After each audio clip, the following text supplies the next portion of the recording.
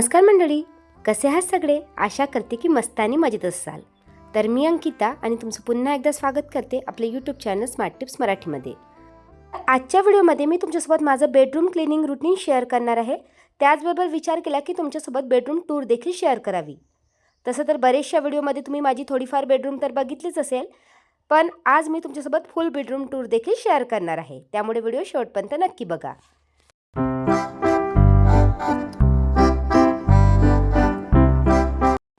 तर माझ्या बेडरूमची थोडीफार झलक तर तुम्ही माझ्या रेग्युलर यूट्यूब व्हिडिओजमधून बघितलीच असेल, पण आज मी बेडरूमची डीप क्लिनिंग करणार होते.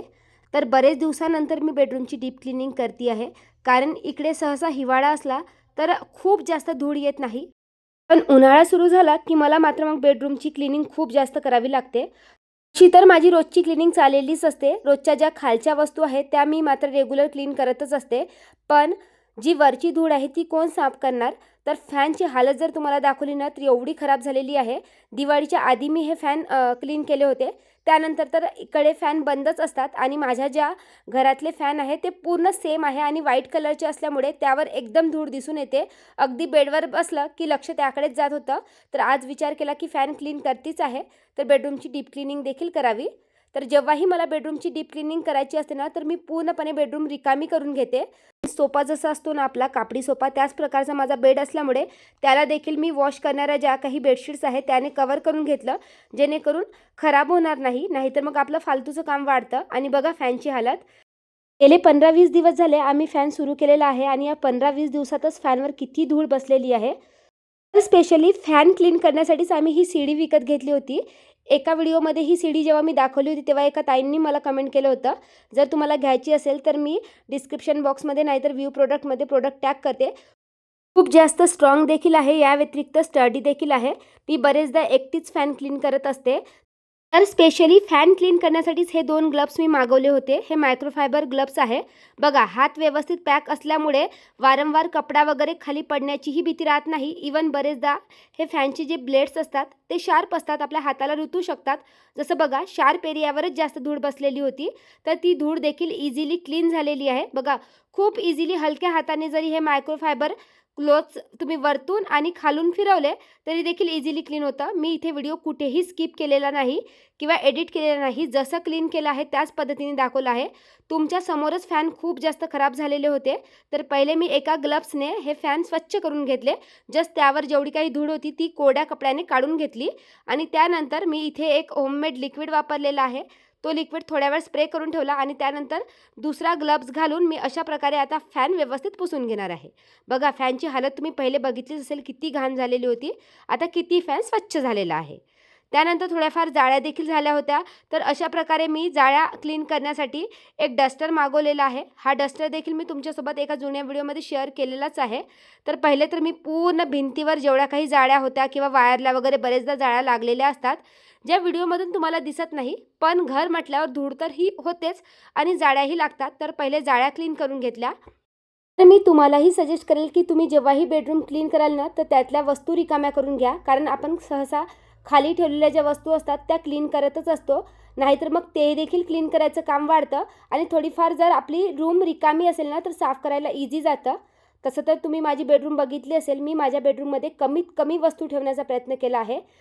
एवढ्या कमी वस्तू तेवढ्या त्या मेंटेन करायलाही इझी होतात आणि आपल्या बेडरूममध्ये पसारा देखील होत नाही.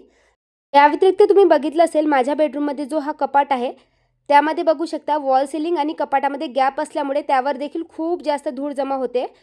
एवढ्या वरची धूळ रेग्युलर चढून साफ करणे कोणासाठीच पॉसिबल नाही, तर त्यासाठी सिंपलशी तुम्ही टिप वापरू शकता.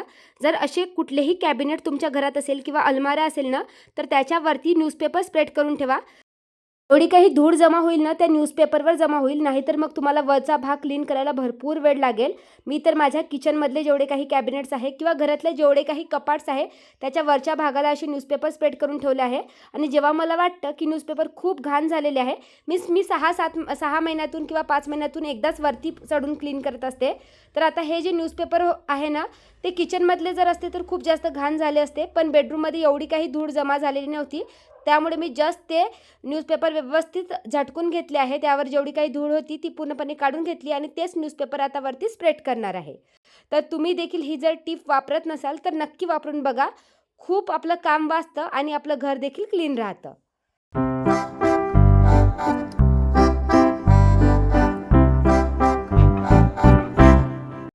आता बेडरूमची डीप क्लीनिंग करायची म्हटलं तर बेडरूमचा कोपरा मी स्वच्छ करत असते. तर बघा, बेडच्या मागे देखील खूप गॅप आहे. जो बेडचा बॅकहेड आहे त्याच्या मागे खूप जास्त धूळ जमा झालेली असते, कारण तो एरिया आहे ना खूप छोटा आहे. त्यामध्ये झाडू जाऊ शकत नाही. तर आपल्या घरात ना असे भरपूरचे छोटे-छोटे कॉर्नर्स असतात. जसं फ्रिजच्या मागचा एरिया आहे. फ्रिजच्या खालची जी जागा असते ना ती देखील गॅप खूप छोटी असते. त्यामध्ये देखील आपला झाडू जाऊ शकत नाही. घरात असे मोठमोठ्या भरपूरशे वस्तू असतात, जसं कपाटं असतात किंवा स्टडी टेबल असतं. या वस्तू आपण हलवू शकत नाही, कारण त्याचे जे वेट असतं ते खूप जास्त असतं. मग अशा जागा क्लीन करण्यासाठी तुम्ही या गॅप डस्टरचा उपयोग करू शकता. बघा, हा किती फ्लॅट आहे. यावर ऑलरेडी मी एक व्हिडिओ बनवलेला आहे, त्यामुळे तुमच्यासोबत डिटेलमध्ये शेअर करणार नाही. तर कुठलीही छोटी स्पेस असेल ना त्यामध्ये हा शिरतो आणि मग तुम्ही इझिली त्यातली जी धूळ आहे किंवा मागे जाळ्या वगैरे जमा झालेल्या असेल तर त्या क्लीन करू शकतात. तर हा जो मागचा एरिया आहे तो खालचा असल्यामुळे मी नेहमी क्लीन करतच असते, त्यामुळे यातून तुम्हाला काही जास्त धूळ किंवा जाळ्या दिसणार नाही. पण तुमच्या घरी देखील असा कुठला एरिया असेल जो तुम्ही रेग्युलर क्लीन करू शकत नसेल, तर हा गॅप डस्टर नक्की घ्या. 150 की 200लाच मी मागवला होता आणि मला खूप युजफुल वाटतं. तर बघा, थोडीफार जेवढी काही डस्ट त्यामागे जमा झाली होती ना ती पूर्णपणे निघालेली आहे आणि थोड्याफार जाड्याही जमा झालेल्या होत्या. आता घर म्हटल्यावर धूळ जाड्या तर होणारच, फक्त आपल्याला ते रुटीननुसार क्लीन करावं लागतं. नाहीतर फक्त दिवाळीला साफसफाई केली तर मात्र आपलं घर कधीच स्वच्छ राहत नाही. आणि त्यानंतर हा ब्रश बघा, स्पेशली सोफा क्लीन करायसाठीच मी मागवला होता, पण मला माहिती नव्हतं का हा एवढा युजफुल असेल. तर याच्याने मी सोफाही क्लीन करते, बेडही क्लीन करते, इवन खुर्च्यावरच्या ज्या जाळ्या असतात त्या देखील इझिली क्लीन होतात. बरेचदा आपल्या खिडकीला लागलेल्या ज्या जाळ्या असतात, जाळी असते त्यामध्ये खूप जास्त बारीक धूळ जमा झालेली असते. मी किचनमधली विंडो वगैरे साफ करण्यासाठी याचा यूज करते. इवन हा वॉशेबल आहे, काम झालं का वॉश करून टाकायचं, जेणेकरून मग यावर धूळ कुठलीही चिटकून राहणार नाही. तर इझिली सोप्यावरची धूळ किंवा कुठलीही धूळ असेल ना खूप इझिली साफ होते. तर बऱ्यापैकी जेवढी काही धूळ होती भिंतीवरची, ड्रेसिंग टेबलवरची, सगळी मी व्यवस्थित क्लीन करून घेतली आहे आणि त्यानंतर लगेच मी पूर्णपणे झाडू वगैरे मारून घेतला. तर मला एका ताईंची कमेंट आली होती की हा सर्कल आकाराचा मिरर कुठून घेतला. तर हा आम्ही लोकल शॉपमधून घेतला होता आणि दुसऱ्या बेडरूममध्ये आणखी एक मिरर लावलेला आहे. तो देखील सर्कलच आकाराचा आहे. त्याची क्वालिटी वगैरे छान आहे. तर तो आम्ही ऑनलाईन विकत घेतला होता. ऑनलाईन देखील हा 2.5 की 3 हजाराला आहे. पण मला माहिती नव्हतं की ऑनलाईन मिरर कसा आहे ना, त्यामुळे लोकल शॉपमधून घेतला आणि हा आम्ही बनवून घेतला होता. 3 हजाराला काहीतरी आम्हाला मिळाला होता. आणि त्याचबरोबर या ड्रेसिंग टेबलबद्दल देखील कमेंट आले होते. तर हा जवळजवळ 12,000ला आम्ही ड्रेसिंग टेबल घेतला. अगदी नवीन पद्धतीचा आहे. आम्हाला तसं तर चेस्ट ऑफ ड्रॉवर घ्यायचं होतं. ऑनलाईनही मी फ्लिपकार्टवर वगैरे बघितले, पण मला माहिती नव्हतं की ऑनलाईन क्वालिटी कशी येणार. तर आम्हाला लोकल शॉपमध्ये हा 12,000ला मिळाला आणि याची तुम्ही क्वालिटी बघू शकता. खूप छान आहे आणि स्टोरेज देखील छान आहे. मला काहीतरी वेगळ्या पद्धतीचा ड्रेसिंग टेबल घ्यायचा होता, त्यामुळे आम्ही हा इन्व्हेस्ट केला. तुम्ही ऑनलाईनही बघू शकता, पण ऑनलाईन बरेचदा फर्निचरची क्वालिटी कशी असते हे आपण चेक करू शकत नाही. त्यामुळे मला तरी वाटते की खूप जास्त महागडी वस्तू घ्यायची असेल तर ती लोकल शॉपमधूनच घ्यायला हवी, जेणेकरून ती खराबही झाली तर आपण इझिली रिटर्न करू शकतो. बघा, आता मी पूर्णपणे बेडरूम क्लीन करून घेतली आहे. पहिले तर झाडू मारून घेणार आहे आणि त्यानंतर पोछा मारून व्यवस्थित बेडरूम सेट करते आणि त्यानंतरच तुम्हाला दाखवते.